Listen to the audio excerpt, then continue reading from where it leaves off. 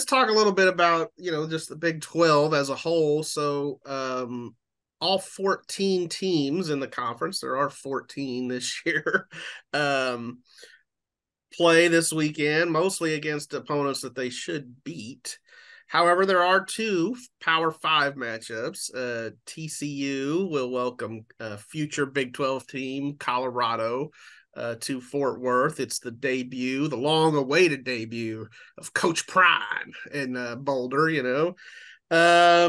and then West Virginia has a pretty tough one. They've got to go to Happy Valley to play number 7 Penn State.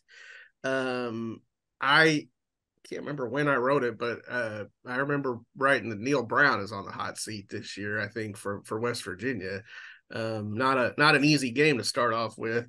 Out of those two, or any of them really, is there any game on the Big 12 schedule? I'm sure, obviously, we're all going to be interested to see what happens at McLean Stadium, but which one are you guys kind of most interested in watching this week? I mean, the one I have it circled. I don't know if it's really Big 12, but I'm looking forward to that. I think it's Thursday. Is it Utah and Florida? Is that what it is, Thursday? I know that's supposed to be a really good matchup Thursday night that I've had circled, because Saturdays are going to be crazy traveling to Waco and everything. But I definitely want to catch that one when it goes on there. But I'm always interested to see TCU with Sonny Dykes and everything. More interested in that than West Virginia. Neal Brown, former Sun Belt coach. So I remember him when he was doing his deal. But yeah, I'm real interested to see where TCU goes for sure. I feel like they're going up and up. I mean, obviously after last season. Yeah, I mean, last year I think nobody would have predicted national championship game. Yeah, and I felt like Max Duggan was a really, really big reason for all that. He actually got my Heisman vote. He was huge in the Big 12 championship game. They ended up losing that game to K-State, but still he put the team on his back.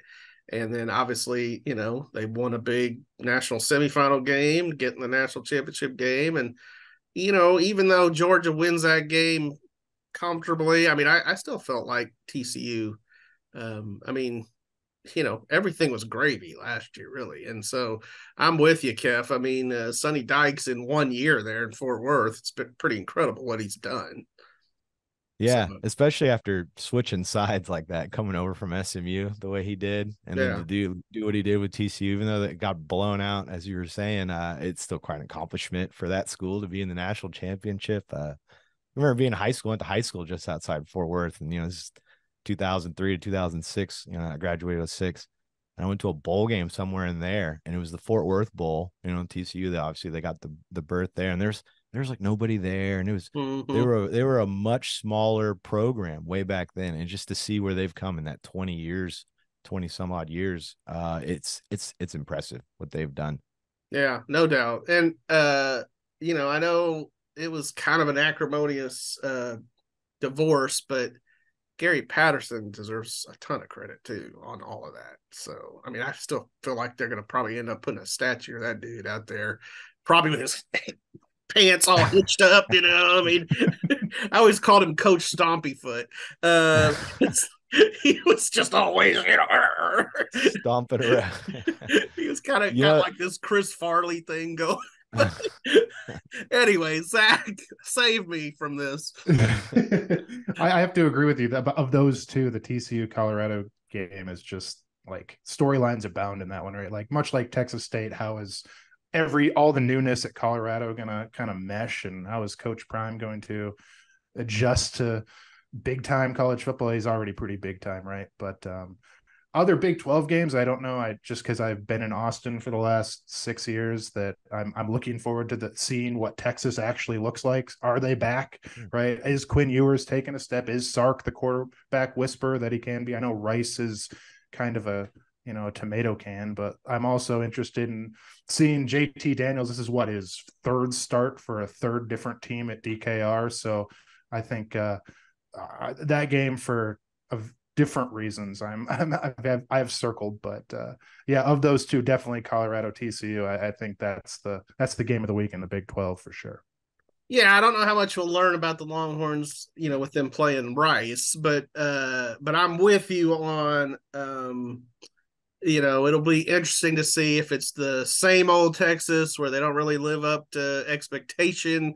Again, they're picked high in the Big 12, and that really hasn't worked out for them, so I always feel like they're perpetually overrated, but we'll see. I don't know. I'm gonna be interested in that West Virginia Penn State game. Just like I said, there's a lot of heat on Neal Brown and the Mountaineers, and so they don't necessarily have to win this game, I don't think, but a good showing would probably go a long way, and maybe try to build that the confidence of that team. And it's just fun that games are back. As Keff said, there'll be others in other conferences that we're watching. I mean, he mentioned Utah.